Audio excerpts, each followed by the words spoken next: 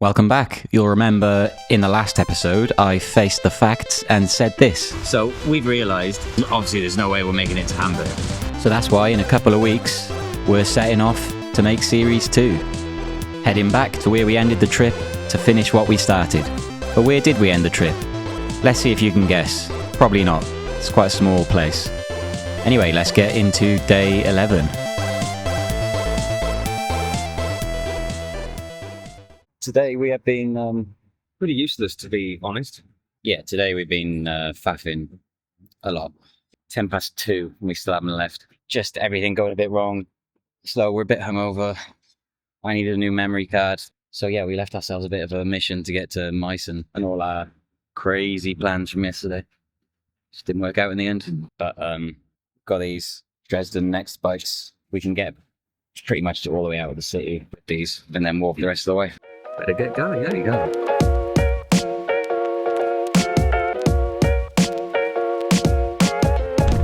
Thanks, sir. Not a good start, but we'd realised that like most cities nowadays, Dresden had a bike rental app. So we were going to use that to get as far out of the city as the app would let us. So we still had a chance of making it to Meissen. We're not even halfway there yet. This definitely would have been like 2 hours walking, I reckon.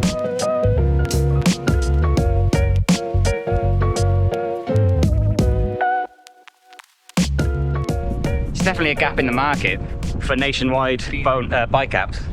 But then put all the bicycle companies out of business. So I don't want to make any enemies there. I'm going to ride a pony down the rest of the way.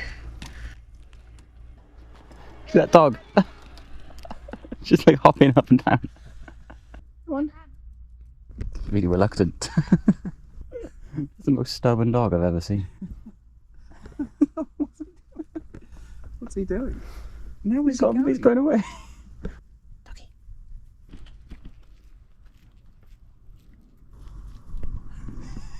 Finally.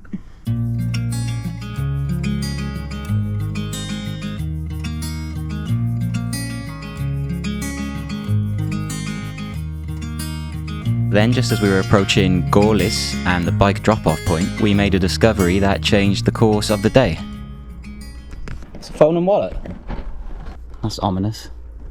There's a lot of money in there as well. Should we call police? We're going to have to because it's illegal not to in Germany. Should we knock these doors? Excuse me, pardon? Doesn't want to know, does he? Should we knock some doors? What, to see if it belongs to someone here? They might know him. I think we better just hand it in to the police. Sprechen Sie English? Are you from here? No. Okay. We just found someone's phone and wallet. No worries. Thanks. Thanks. There we go. There's one inside, but there's one in Kosovo. So I guess we should just go there. Go there? Don't we call them? Isn't it better to call them here? Call the police. Like, what if he comes back for it? They will just get it to him, I guess. He's probably just sat here and it's fallen out of his pocket or bag. I don't know if it's a good idea to just give it to some random passerby because we can't really trust them to. No, I don't want to give it to him. I just want to ask, do you know, there might blank, be a blank. chance that his phone number's. Should I ask someone else? He lives local. We're going to need to take it to the police. Excuse me, are you from here? Yeah. We found someone's phone and wallet. Yeah, I don't know if you know the guy. Wohnen Sie hier? Ja. Ja, also vielleicht kennen Sie diesen Mann, weil wir das gefunden haben. So we eventually found a Gorlis local who didn't know the guy in the ID but did want to give us a hand. Trawling through the wallet looking for a phone number, it took all three of us way too long to realise that we had his phone. So giving him a call might be a bit pointless. Aber ich hab sein Handy. Also, ist das seine Handynummer oder? Oh yeah, of course.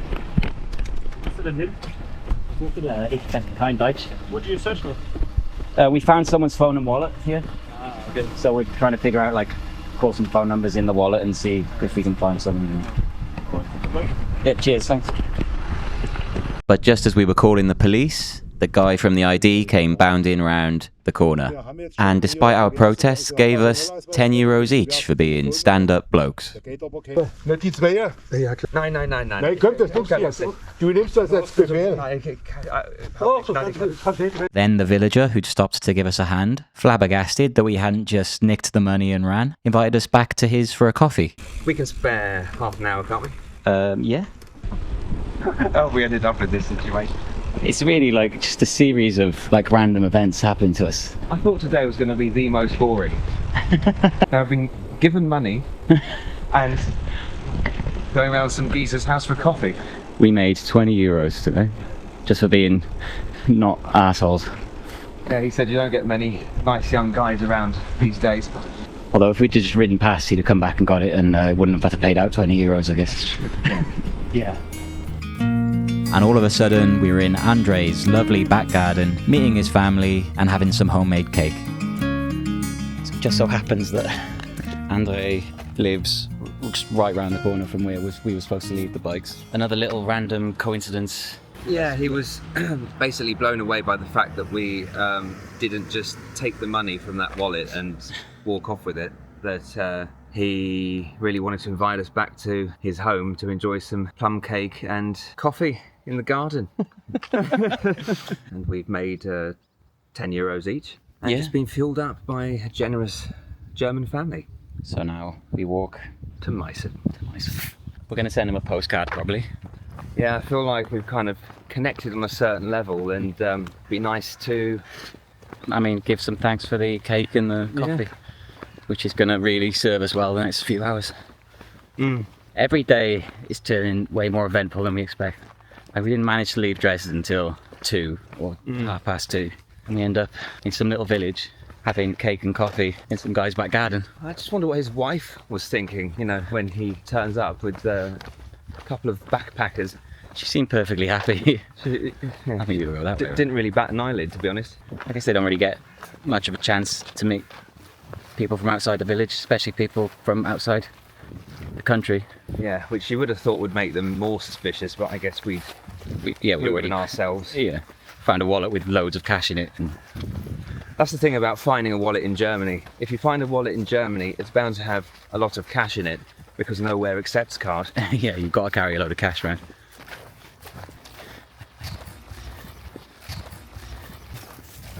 Suddenly surrounded by geese.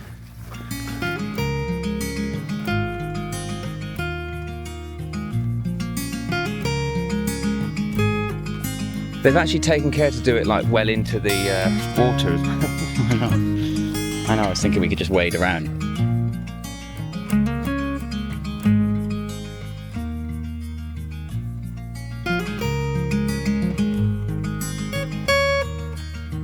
Yeah, he actually offered to drive us to Meissen because he knew that's where we were heading for, but we explained to him that we're not allowed because it's against the rules.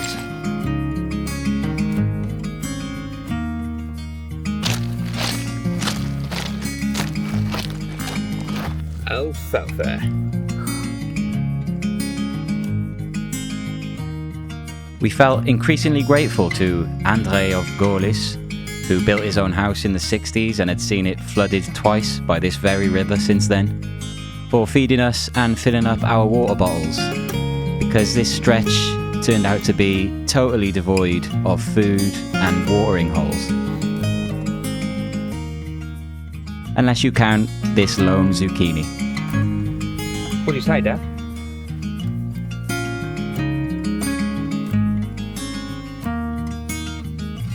Where are we? We just walked through Wildberg, right? Well, we're somewhere around here. And we're getting up to Meissen. Still a ways to go. Child's play area. Really? I hope they have good imaginations. Oh, fields of corn. You want some corn, Jadams? That's our dinner sorted. So yeah, there's not a lot to say about this stretch. There was just corn. Lots and lots of corn. yeah, we've not seen a single pit stop opportunity, which is good in a way because we're just grinding out the miles. But in another way, kind of need the toilet and a beer. I agree with that. Nothing to add. Yeah, thanks. We ended up going to his house and having that cake and coffee, and he gave us this like extra bottles of water because it's like a desolate stretch. See Yeah, nothing. there's a few cyclists, but there's really nothing to do, nowhere to stop. And we're sort of approaching the time of day where we need to start thinking about like sitting down and having a look at accommodation. We got plenty of time anyway. It's only 5:30 and we've Famous last words, eh? got about 6 more miles to do. So when the Western Inn popped up on our radar, we couldn't say no. And we also could never have predicted what a random place it would turn out to be. Maybe this is what's being served at the American restaurant up ahead. I do hope so. This is crazy. It's massive. Look at that massive cock.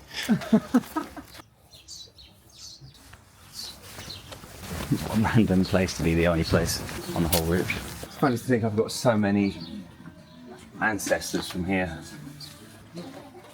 And they've really gone all out here with the bloody school bus and the...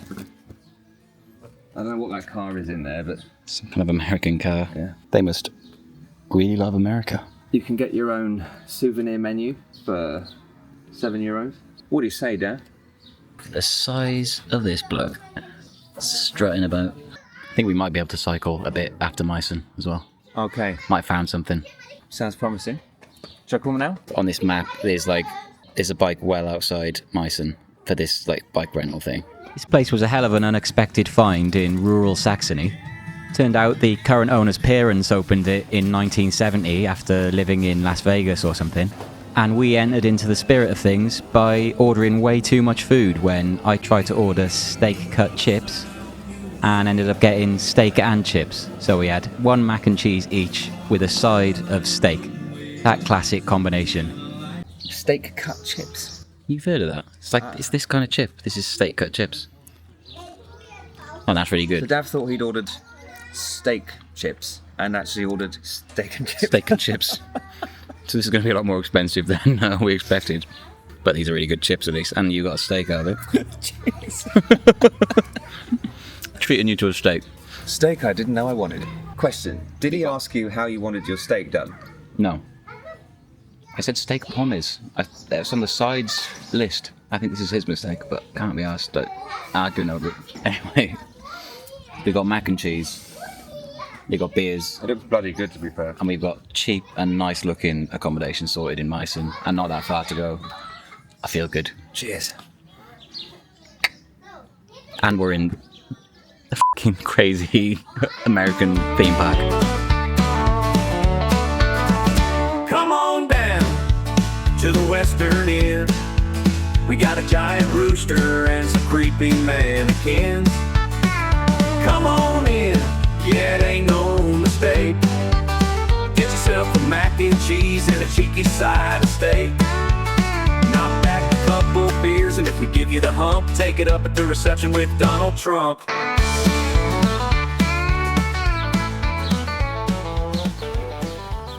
You couldn't predict any of this, really, could you? You just don't know what's going to happen next on this trip. Some of our American beers. Genuine draft. I don't think so. Genuinely not draft. So, with carbs in our bellies, country and western in our hearts, and Miller genuinely not draft in our hands, we were pretty happy for the final 7-kilometre walk the rest of the way to Meissen.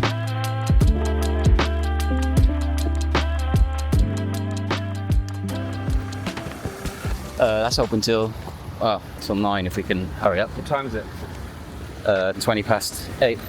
At first we felt like Meissen had kind of an eerie, slightly dodgy atmosphere, but we were going to be proved totally wrong.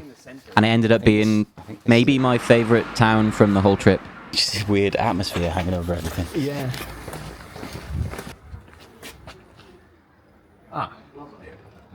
Yeah. Doesn't look very open, does it?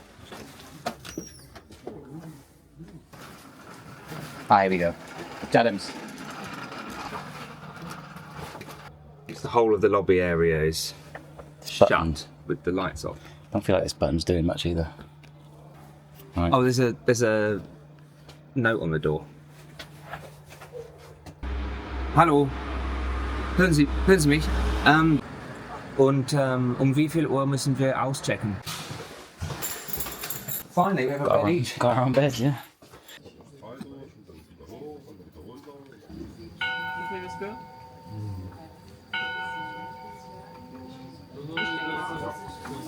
So I finally came up with the idea of asking ChatGPT about one-way bike rentals. One-way rentals. That's a key word that we learned from ChatGPT. Can you pick up a bike in one city and drop it off in another city? It's pretty much how we've been searching all along. There's something weird about spending every night in a different place. It sort of dilates the time, you know? It makes everything seem like ages ago. If 2 days ago you woke up 2 towns ago, it just feels like a really long time has passed. There is that effect on time, but it's also just the jarring effect of your surroundings being completely different. Everywhere we've been has been a brand new place I've never been to before. It's nice. There is one massive moon. This central part is quite like sort of neat and fairy tale-ish at night. Yeah. It's a lovely centre here. The problem with a lot of places is that, you know, when you approach them from the outskirts, yes, I have a slight limp, which hopefully will be sorted by tonight. So that was day 11. Just 3 days left. Where will we get to? Come back next time.